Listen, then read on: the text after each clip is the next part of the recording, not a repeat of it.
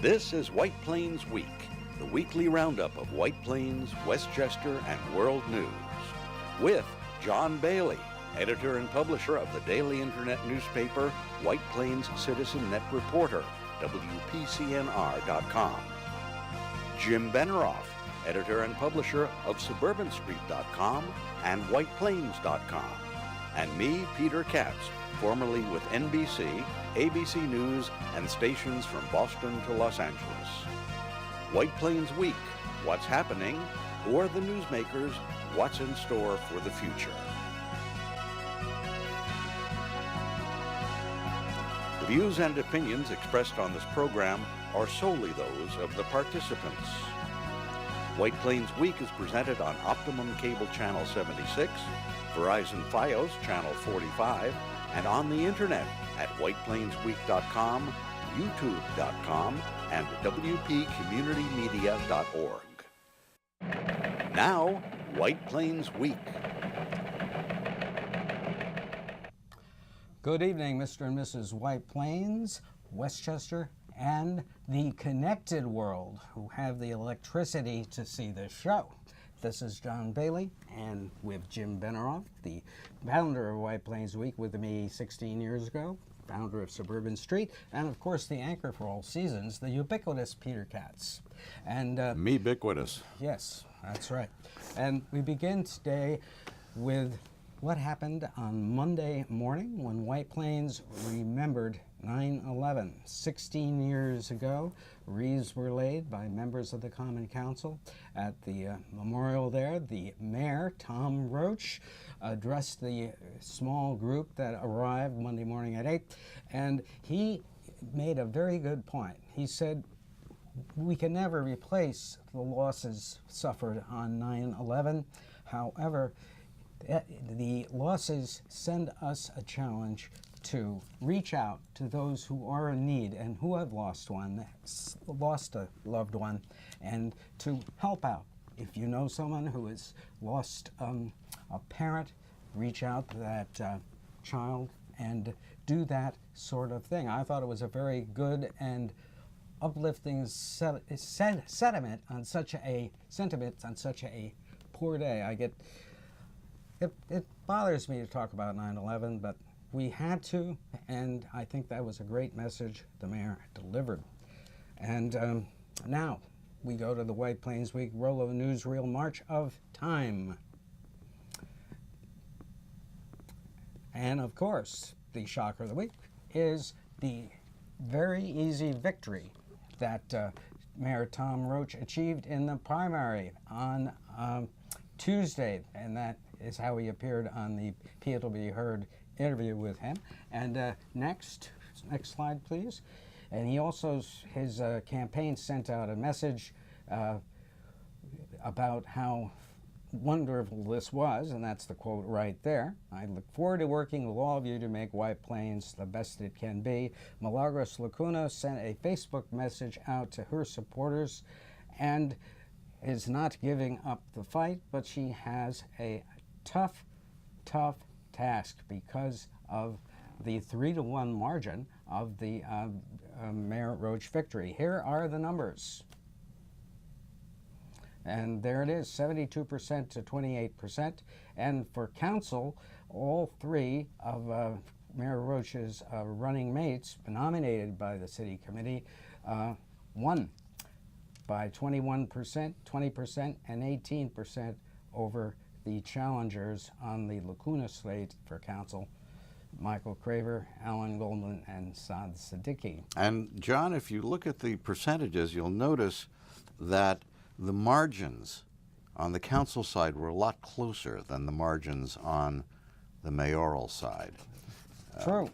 So that might indicate that perhaps, with a capital P perhaps, yes, there is some interest in replacing one or more of the council people. Right. Well, they will have a chance because Mr. Goldman is on the Republican ballot, and Saad Siddiqui and Mr. Craver are on the Working Families Party ballot.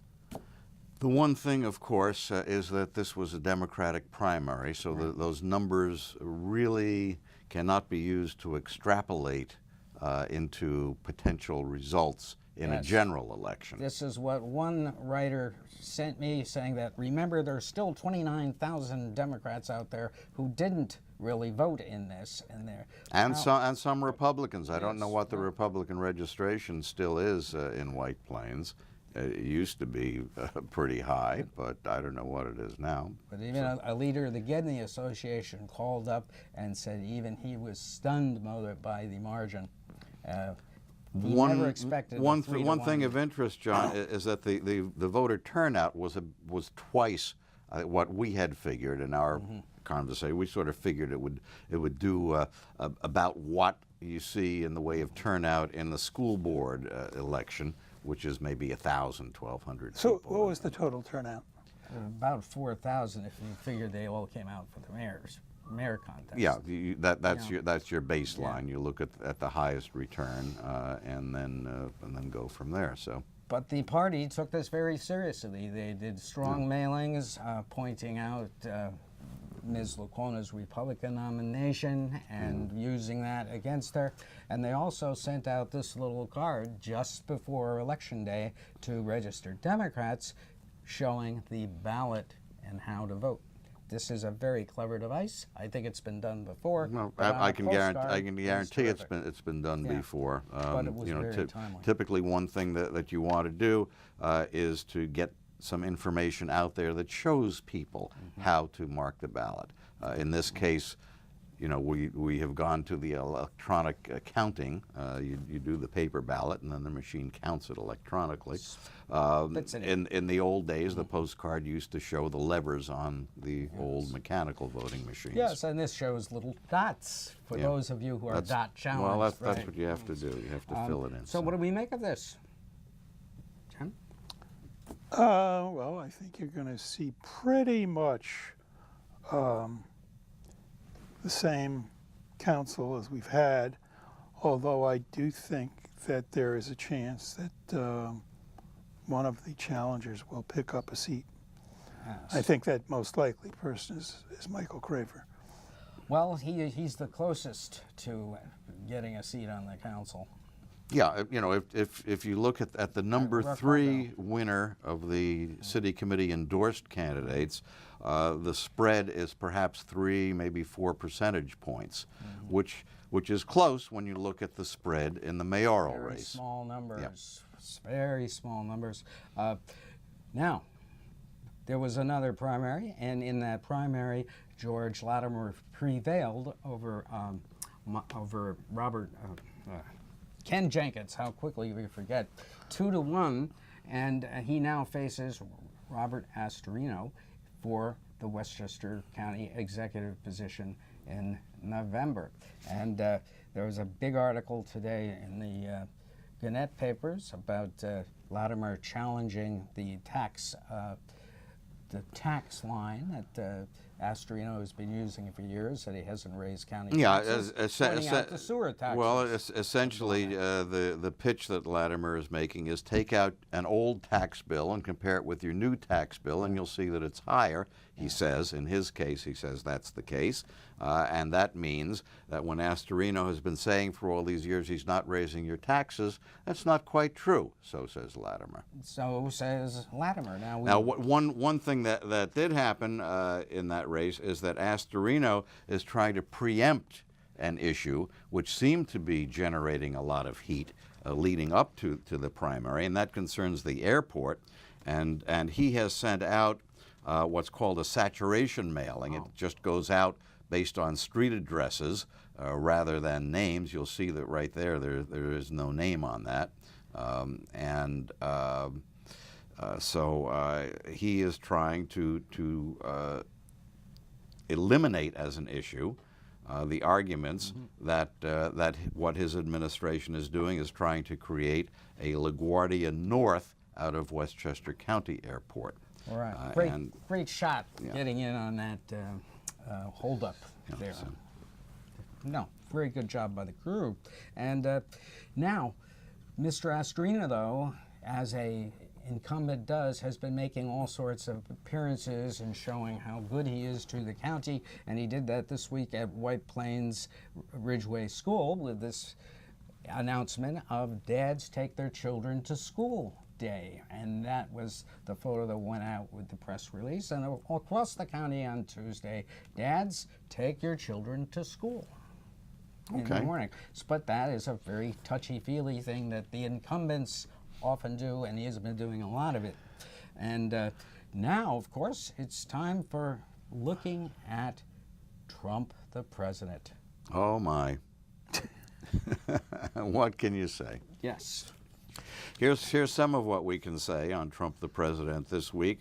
The Trump administration's Treasury Secretary, billionaire Steve Mnuchin, tried to get the American taxpayers, you and me, to pick up at least part of the tab for his honeymoon this summer. He had requisitioned a government jet plane to fly him and his bride around at an operating cost of $25,000 an hour. Those things are very expensive to keep in the air. When too many people got wind of what he was up to, the request was quietly withdrawn. President Trump and his wife Melania were flown to Florida to look at hurricane damage. Part of the time, Trump again wore the white baseball cap emblazoned with USA, which he is selling online at $40 a copy. Melania, again, was dressed more like a New York fashion model than an Eleanor Roosevelt First Lady. In fact, on television yesterday, they were showing close-ups of the shoes that Melania was wearing, which apparently were close to $1,000 for the pair. Among the things they did was spend a few minutes handing out sandwiches to victims of Hurricane Irma. President Trump is again scheduled to spend the weekend at his golf resort in Bedminster, New Jersey. His mansion at Mar-a-Lago in Florida was said to have received little damage from the hurricane. They wouldn't dare. The hurricane wouldn't dare. And it again dredged up old stories. It seems that when Hurricane Wilma struck in 2005, Mar-a-Lago also received little damage, but Trump testified in an unrelated lawsuit that at that time he put in an insurance claim for $17 million for the very little damage and pocketed most of the insurance money. It's great to have a staff. Trump owns a mansion on the Caribbean island of St. Martin, which was devastated by Hurricane Irma. Reports from St. Martin indicate that the mansion there was badly damaged. I can hardly wait for him to ask for rebuilding that one. The New York Times reports that with a room full of people at the White House, President Trump blew up at Attorney General Jeff Sessions and berated him for allowing a special counsel to be appointed to investigate Trump's ties to Russia. Trump called Sessions an idiot and demanded he resign. Sessions did, in fact, submit a letter of resignation the next day, but Trump kept him on, only to blast him in public later on and threaten to remove him from office. That's when Senator Mitch McConnell decided to keep the Senate in session during the usual August recess so that Trump could not get rid of Sessions and appoint a new Attorney General without Senate confirmation being required. Sessions told confidants that what Trump did to him at the White House that time was the most humiliating moment of his career. Reports say that former Trump advisor Michael Flynn, even when he was still in the White House, was working on a private deal with the Russians to build about a dozen nuclear power plants in the Middle East. The deal was said to be worth hundreds of billions of dollars. And reports say that some of the same people involved at the Russian end of the nuclear power plant deal were also involved in trying to help Trump move forward with a deal to build the Trump Tower in Moscow. Boy, that dossier is sounding better and better. Right-wing commentators such as Rush Limbaugh, Laura Ingraham, and Ann Coulter have blasted Trump for agreeing in a dinner meeting this week with Democrat Senate leader Chuck Schumer and Democrat House leader Nancy Pelosi to move forward with a deal to protect the DACA immigrants from deportation and drop Trump's insistence on spending billions to build a gigantic wall between the U.S. and Mexico. The dinner meeting was at the White House Wednesday. First thing Thursday morning, the White House staff was in crisis mode to try to roll back the idea that there was a deal struck between Trump and the Democrats, a deal which excluded Republican leaders Mitch McConnell and Paul Ryan from participation. Trump sent out a message on Twitter denying there was any kind of agreement, and then while in Florida, he told reporters that yes, he and the Democrats did agree on the basics to move forward on to protect the dreamers, as the DACA people are called. North Korea fired another missile which flew over the northern part of Japan and landed in the Pacific Ocean. Former Secretary of State Hillary Clinton, interviewed Thursday night on MSNBC, said North Korean President Kim Jong-un has been playing President Trump, and Trump has been falling into Kim Jong-un's trap. She said the U.S. should have been in intense diplomacy by this stage, but the State Department under Secretary of State Tillerson has been weakened because people with decades of experience in dealing with North Korea have been pushed out, and Tillerson lacks the experience on the world diplomatic stage. What a nice thing to say. Pieces of the missile actually broke off and landed on the Japanese island of Okinawa. President Trump tweeted this morning that Britain's Scotland Yard had been tracking the terrorist who today planted a bomb on a London subway train. The bomb misfired. 18 people were injured. There was no explosion, just a flash of fire. Now, Trump's making that information public may be another example of him leaking what should be secret information. In this case, he has warned the terrorists that Scotland Yard is on to them. The Russians used Facebook to organize anti-immigration rallies and anti-Hillary rallies during the campaign, it was revealed this week. Enough? Well, as I say, the dossier that was dismissed about a year and a half ago, was it? A lot of it has already been right. demonstrated And to be true. It was, at the time, we said, you know, this sounds too really good and organized to be made up. But everybody said, oh, no substantiation. That's what they all say. That's what they all say. Now, we did not report on the death of Shelley Berman last week. Right here. Shelley Berman was a comic from stand-up comic. He also did a little bit of acting. Yes, in his career. And he died of complications from Alzheimer's disease. How old was he? 92. And he also laid the way for comics like Bob Newhart, Woody Allen, Jerry Seinfeld, and other stand-up comedians, according to the AP obituary, who fashioned their routines around the follies and frustrations of modern living. And also he invented the telephone call humor, which has served a lot of comics over the years. Shelley Berman, a very funny fellow. And now... You know, there was a death, now it's got to be like 8 weeks ago, which I've been meaning to mention, and I don't think I did. June Foray, who most people have never heard of, actually is someone that just about everyone has heard in one way or another, because she did a lot of cartoon voices, and she passed away. She was almost 100, just a few days short of her 100th birthday. And she did the voice of Rocky the Squirrel. Remember Rocky and Bullwinkle? Of course. She did the voice of Granny in the Tweety and Sylvester cartoons. Yeah. She started on radio back in the early days. She worked a lot with Stan Freberg, who I know both John and I have always admired and enjoyed the humor of Stan Freberg, who Man himself ahead of his time. So I just wanted to mention that because it's something that we I had overlooked mentioning. And on people to be heard this week on that you can see on WPCommunityMedia.org, we are interviewing the Alzheimer's executive director for the Hudson Valley and a caregiver, and that is because their Alzheimer's Walk to Cure Alzheimer's is coming up in 2 weeks. It's a past program, but very relevant to the Alzheimer's. You know, Alzheimer's and dementia, really have reached epidemic proportions in many ways. Just this morning on the Joe Scarborough show on MSNBC, Sally Quinn, who for like 43 years was married to Ben Bradley, who of course made history during the Watergate years. When he was editor at the Washington Post and really managed what the Post was doing in the way of covering that. She reveals that Ben Bradley suffered from dementia for about 8 years.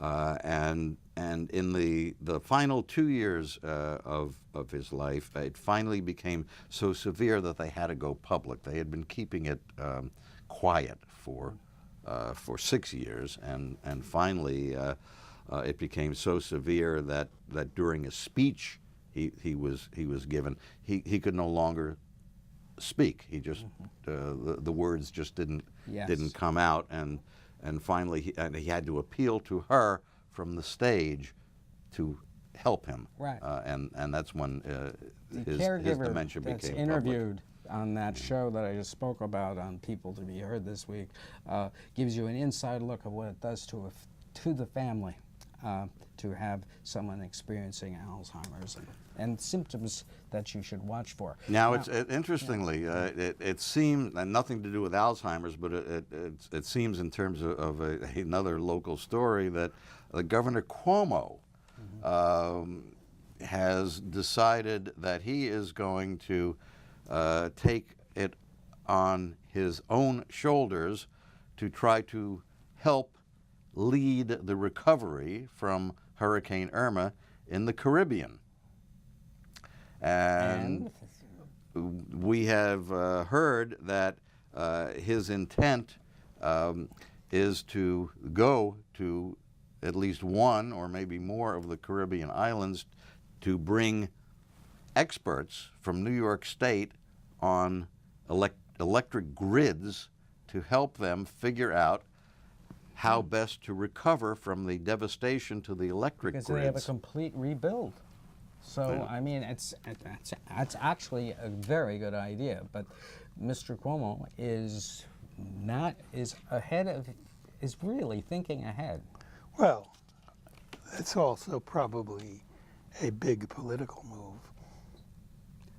Well, be that as In other it may, words, he's raising an interesting issue. He's upping Trump by doing something like that. Right. President Trump did say that he would be visiting some of the U.S. islands in the Caribbean. The U.S. Virgin Islands were very hard hit by the storm. He didn't say when, however. Right. Well, he has to keep visiting the hurricane recoveries because they are going to take a long time. Want to update the Post and Mamaroneck Avenues development story that we did last week. Apparently, we did not have enough details on the 6% decision that was made, letting the outfit that's going to do this on the affordable housing, have a 6% affordable housing rate, which reduces the number of homes bedrooms and apartments. I'm sorry, apartment units that they have to make affordable, and it reduces it from about 37 apartments to 25. Now, what do we think about this? Is this a good idea, Jim? Well, you gave me a breakdown of the units in this building, and one of the things that I saw that I thought was great, aside from the affordable housing situation, is they were going to build some 3-bedroom apartments, and actually even some that were close to 4 bedrooms, because they were going to have 3 bedrooms and a den. I thought that had been a long time in coming, but I think constantly building 1 studios and 1 bedrooms and perhaps a sprinkling of 2 bedrooms was not really paying that much attention to the market. I think a lot of empty nesters would like to move out of a house into an apartment, but they need more than 2 bedrooms. Yeah, particularly you need at least 5 or 6 for those. Now, I don't know exactly what the reasoning was for them cutting down the amount of affordable units. Well, the planning commissioner said that we need some affordable housing for others in different areas that fit that profile, the 6%, lowering it. But it's also very helpful to the developer. So, but anyway, you just wanted to make that clear, and that is about ready to be approved, I guess, since they've approved this zoning thing. Now, School's back in full swing. We noticed that, and that came to my attention because I got an email this week from the new school superintendent, which basically gave a shopping list of some of the things that they're up to. Prominent on the list was that the White Plains High School Hall of Fame is going to be inducting some new members Yes. coming up. and he also is also going to be tweeting a lot about the goings on at the school to inform the parents and people involved in the schools what is going on in a more timely manner. And You know, those are the places. isn't it interesting that even here in White Plains, institutions seem to be avoiding the news media and going directly to the constituency using Twitter and Facebook? Well, are they getting all the constituency? I mean, there's a lot of people on Facebook, granted, but I don't know if a lot of your average people are on Twitter. It seems to me that what I've been hearing from Twitter is mostly seems to be celebrity type, you know, Donald Trump and things like that. You don't really hear that much about ordinary Joe citizen on Twitter. Yes, I thought. Don't you have to subscribe to a Twitterer? Well, you set up a set up an Twitter account. account, You then you set up an decide, account, you know, and who then you're you- going to follow. Yeah. Okay. And once you do that, then you receive everything that person sends out, and you can follow as many individuals as you want. But in any event, we do, I think, out of interest, want to name the people who are going to be taken into the Hall of Fame. Right, and they are Ralph Waite, 1946, award-winning stage, film, and TV actor, who played the father on the Waltons. Dr. Robert L. Johnson, 1964, internationally recognized expert on adolescent health matters and dean of the Rutgers, New Jersey Medical School. Georgia Candace, class of 77, producer of award-winning movies, and David Levy, president of Turner Broadcasting. Quite a distinguished crew. And speaking of distinguished, we're going to have the White Plains Library Foundation Gala shortly. And there's the invitation right there, if we can get that up there. And the hub, Jim, tell us a little bit about that, 30 seconds. Well, the hub is the last section of the library to be done in the revision. The actual hub will formally open in November. There's going to be a cafe there, and it's quite exciting. And we went through on our People to Be Heard show a tour of the library. Yeah, that hopefully will be on next week. Yes. Right.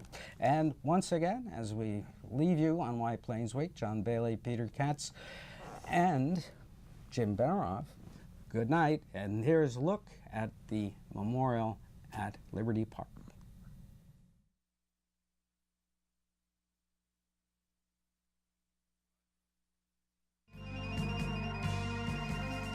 This has been White Plains Week, news and commentary about White Plains, Westchester, and the world. The views and opinions expressed on this program were solely those of the participants. White Plains Week, produced by White Plains Citizen Net Reporter, and presented on Optimum Cable Channel 76 and Verizon Fios Channel 45.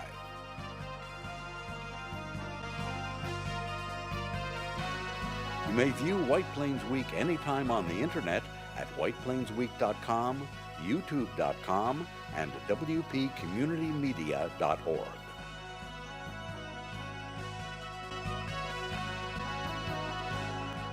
For White Plains Week, this is Peter Katz speaking.